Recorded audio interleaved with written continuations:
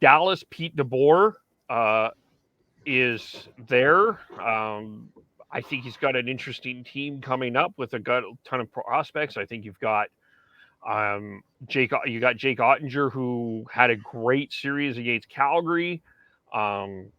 Is there's a lot of good there. I mean, depends. The Vegas reviews weren't great with DeBoer, but I think that's more of that's interesting in and of itself. I don't think DeBoer is a bad coach. DeBoer got put in a really tough position where Vegas just kept they kept changing the roster, kept changing the locker room, and it's tough to coach when you don't know who you got, and then there's injuries. I think Vegas throwing DeBoer under the bus was the wrong move.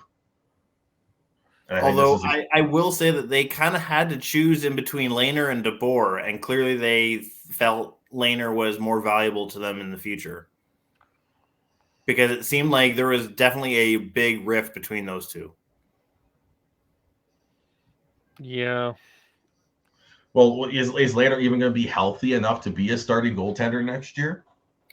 I mean, that's still a question mark, but clearly what the point I'm trying to illustrate, though, is clearly Vegas chose one over the other. Yeah. Yeah, I think this is a good hire for Dallas. To be, there's a lot of talent there. They got some decisions to make there as well. Jason Robertson needs a new deal. What do they do with John Klingberg? Yep. Well, they'll sign Oettinger. It's just for how much and how long. Yeah. It's just fill in your number here and sign. Yeah. Honestly, yeah. After that round that he played, I think he earned his next contract. Yeah.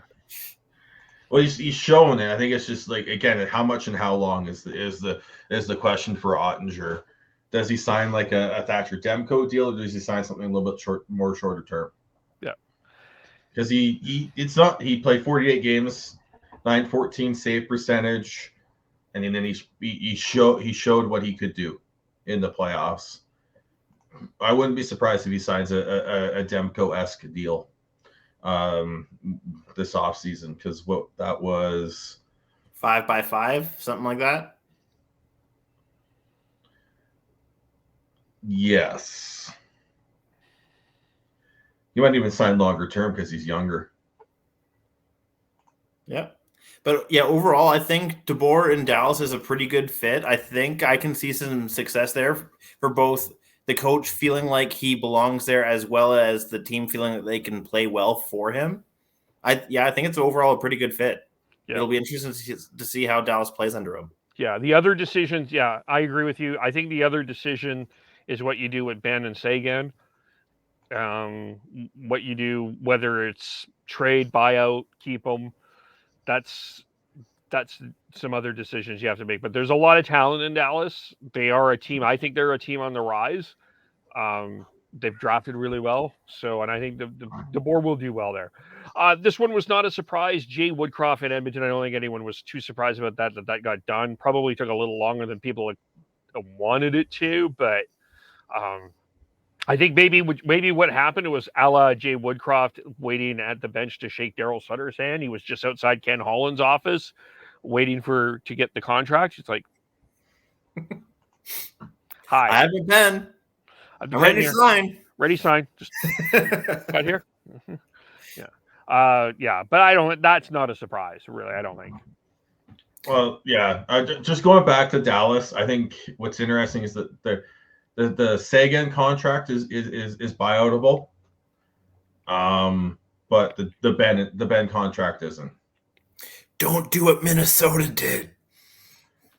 The Ben contract, they literally save $2/3 of $1 million for 3 years, and then they've got the negative $1/3 of $1 million for 3 years. So there's not really much of a benefit to do that, while they do get significant cap relief if for a couple years if they buy out Sagan, but then they do also end up with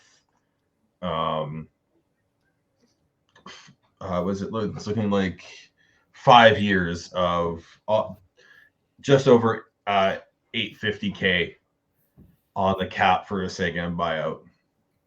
And if memory serves, and I don't pay super close attention to Dallas, but I would say that Ben is being the more reliable and hasn't really dropped off out of the two of them, whereas I feel like Sagan kind of has dropped off from what he's worth.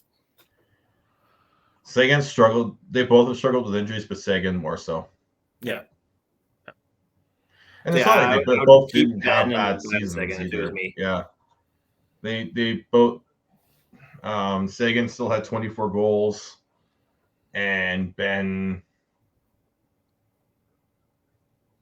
he put up 46 points. So they were both in the 40-point range. Like, they're definitely not worth those contracts, but when you look at the buyout options there, Sagan's maybe a possibility. Ben's not.